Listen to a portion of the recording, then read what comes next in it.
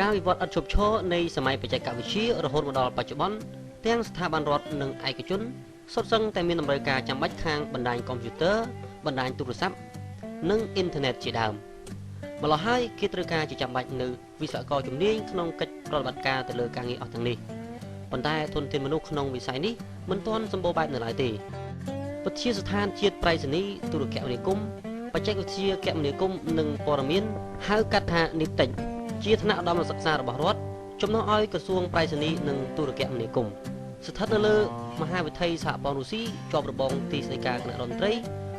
នីតិចជាវិទ្យាស្ថានជាតិដំបូងដែលផ្ដល់ថ្នាក់វិស្វកម្មលើមុខជំនាញចំនួន3ជំនាញទី1គឺវិស្វករខាងទូរគមនាគមន៍និងបណ្ដាញទី2គឺវិស្វករផ្នែកព័ត៌មានវិទ្យានិងទី3គឺការគ្រប់គ្រងផ្នែកភស្តុភារនិងប្រៃសណីជាវិទ្យាស្ថានទី1ហើយនៅកម្ពុជាដែលបណ្ដុះបណ្ដាលជំនាញទូរគមនាគមន៍ហៅថា Telecom ហើយនឹងជំនាញខាងភស្តុភារនិងគ្រប់គ្រងប្រៃសណីបរិបទនៃការជ្រើសរើសរៀនមុខវិជ្ជារបស់និស្សិតខ្មែរមិនថាកាលពី 4-10 ឆ្នាំមុនឬពេលបច្ចុប្បន្ននេះទេគេមិនសូវចាប់អារម្មណ៍រៀនមុខវិជ្ជាបច្ចេកទេសឡើយ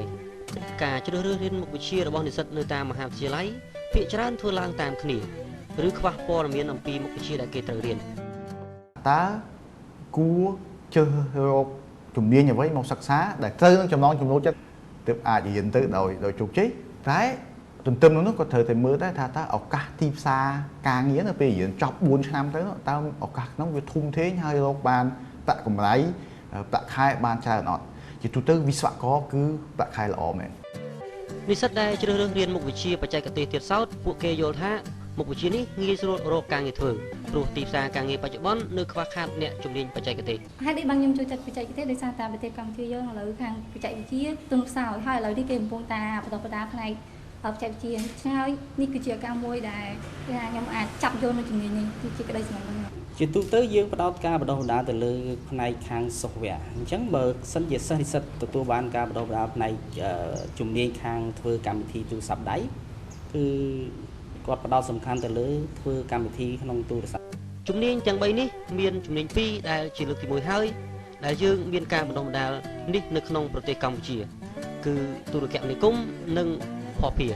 ឬហៅថា logistics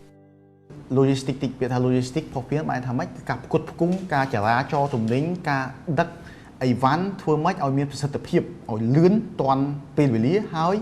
ធ្វើម៉េចឲ្យមានតម្លៃថោកក្នុងបរិបទ Asian Integration សហមន្តកម្មអាស៊ានហ្នឹងគឺយើងមិនត្រឹមតែអាចរកការងារបានតែក្នុងប្រទេសយើងទេគឺយើងអាចរកការងារឆក់យកឱកាសការងារនៅក្នុងប្រទេសអាស៊ានផ្សេងទៀតបានដែរប៉ុន្តែយើងក៏ត្រូវកសាងសមត្ថភាពនិស្សិតយើងឲ្យខ្លាំងក្លាដែរជាពិសេសលើវិស័យបច្ចេកទេសជារួមបច្ចេកវិទ្យាដើរតួនាទីសំខាន់ណាស់នៅក្នុងការអភិវឌ្ឍប្រទេសជាតិដែលយើងអាចប្រឡងប្រជែងជាមួយប្រទេសដទៃបានជប៉ុនកូរ៉េខាងត្បូងតិចតួដោយសារសង្គ្រាមកសាងប្រទេសជឿនលឿនដើមចេញពីបច្ចេកទេសនេះឯងនៅឆ្នាំក្រោយគេនឹងបានឃើញអគារធំទូលាយនៅត្រើយម្ខាងរបស់វិទ្យាស្ថានជាតិប្រៃសណីទូរគមនាគមន៍បច្ចេកវិទ្យាគមនាគមន៍និងព័ត៌មានបើកទ្វារចាំទទួលសិស្សមកពីគ្រប់មជ្ឈដ្ឋានដើម្បីបណ្ដុះបណ្ដាលពួកគេឲ្យក្លាយទៅជាធនធានដ៏មានតម្លៃសម្រាប់កសាងសង្គមកម្ពុជាឆ្ពោះទៅរកវឌ្ឍនភាពនិរន្តរភាព